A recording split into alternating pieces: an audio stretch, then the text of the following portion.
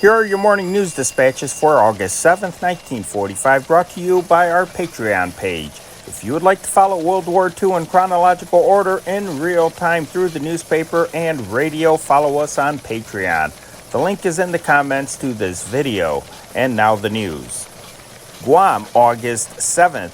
Broadcasts from Saipan, Hawaii and San Francisco warned the Japanese repeatedly today that the new atomic bomb, which crashed with annihilating force on the Army base at Hiroshima, is the United States' answer to their refusal to surrender.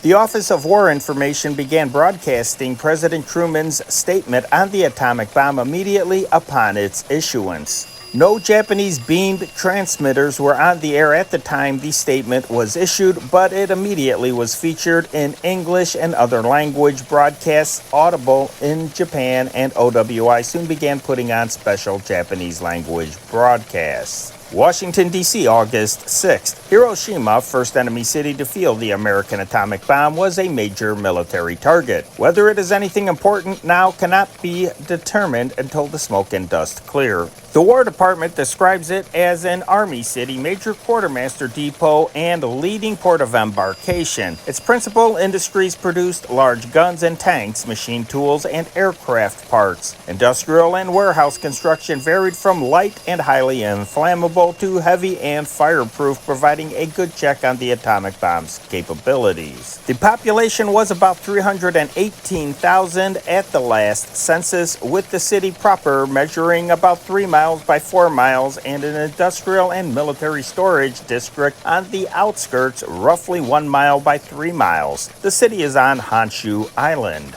San Francisco, California, August 6th. The Japanese Domai Agency noted in a broadcast tonight that President Truman had announced the dropping of an atomic bomb on Hiroshima. It was the first Japanese reference to the new type of bomb, and the broadcast made no comment on its effects. The Osaka radio announced the cancellation of various trains in Hiroshima Prefecture. It did not refer to the bomb or to any damage that might have resulted from it, however. No mention was made of any form of explosive. Other Japanese broadcasts earlier had reported only that Hiroshima, southwestern Honshu Army Center, had been raided by a small number of American B-29s with incendiaries and explosives at 8:20 a.m. Monday, Tokyo time. That was about the hour President Truman said that the bomb was dropped. Aboard the USS Augusta with President Truman, August 6th. President Truman personally told the fighting men aboard this warship today of the release of the first atomic bomb over Hiroshima. Soon after receiving word of the success of the mission, the president, accompanied by Secretary of State Burns, walked into the wardroom where the ship's officers were at lunch. "Keep your seats, gentlemen," he said in a voice tense with excitement. "I have an announcement to make to you." Hesitating only a moment as the officers waited, excited and puzzled, Mr. Truman continued, "We have just dropped a bomb on Japan which has more power than 20,000 tons of TNT. It was an overwhelming success." The applause and cheering had hardly died down before the president left as quickly as he had appeared en route to repeat the news to members of the crew's mess in various parts of the ship. The crew's reception of the news was uproarious. The word heard on every hand was, "I guess I'll get home sooner now." The warship is headed for an East Coast port from which